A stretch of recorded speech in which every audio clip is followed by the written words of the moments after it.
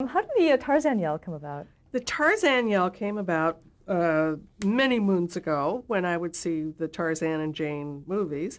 And still have, a beautiful cousin. We were the same age. Um, Cousin Janice, blonde, uh, gorgeous. And we would see the movies and then we'd go and play the movies and be the movies. So guess who was Tarzan? Me. She was Jane. We'd see Nelson Eddy and Jeanette MacDonald. I was always Nelson. She was Jeanette. So that's how that happened. So I just taught myself to do the yell. It's really an extended yodel. That's all it is. What do you think about the format of the variety show? Do you think it'll ever come back? I would hope that that a variety format show would come back. I think networks are scared of them. I think they're scared of music. I don't know. I don't get it. But sketches are great fun to do, and they're fun to watch. And it's nice to have a guest come in and do a sketch and see people in a different light. If I had the show today, I couldn't wait. I would love to have Megan Mullally and Julia Dreyfus. I mean, they sing. Nobody knows they sing. Well, they know Julia does. But and bring guests on and do all of that, I think it will take. It could never be like ours, quite simply because of the money. We had a 28-piece orchestra. Now it's a synthesizer. We had costumes that could never, today the prices would be unbelievable to make that, to duplicate all of that. It would have to be pared down, I think, But it would take one person to be a success with it, and then you'd see a bunch of them, And I would have loved to have seen Bette Midler do a variety show instead of a sitcom, because this is a variety performer, and she sings and she's funny and she can be broad and she can break your heart. I would think, who else? Marty Short, who is so versatile, could helm a variety show. There are a lot of very talented people out there who get relegated, I guess, to sitcoms. How has fame affected you throughout your career? Fame?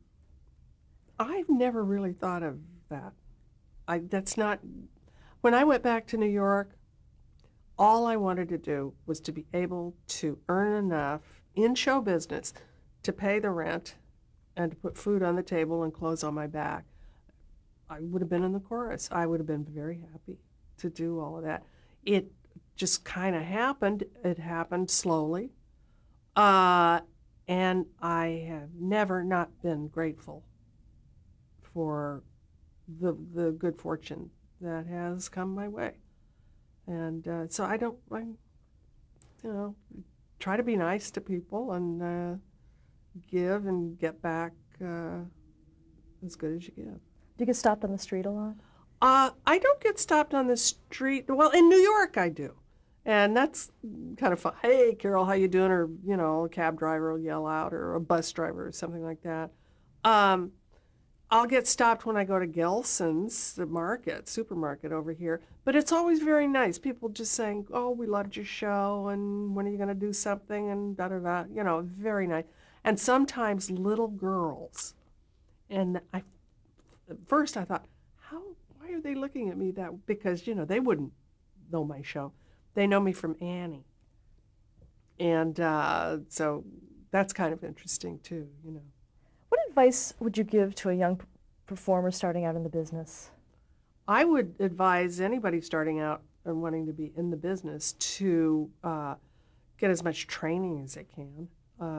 Whether or not it's in a drama class or in school, do a lot of it in school, but definitely get an education. Definitely get an education. The more you know, the funnier you can be, or the more, if you have dramatic talent and you read a lot and you know a lot, you're going to bring all of that to your talent. And I would say take dance, take singing, if that's your interest. But even if it's not, it's good to do that for your production and for your body. I never did because we couldn't afford it, and I regret it. And the last question we ask our interviewees is, how would you like to be remembered? How would I like to be remembered? I guess, I know this is very kind of corny, but I guess she made me laugh, because that's a good feeling. Well, thank you very, very much for sharing your story Thanks, with us. Karen. Thank you.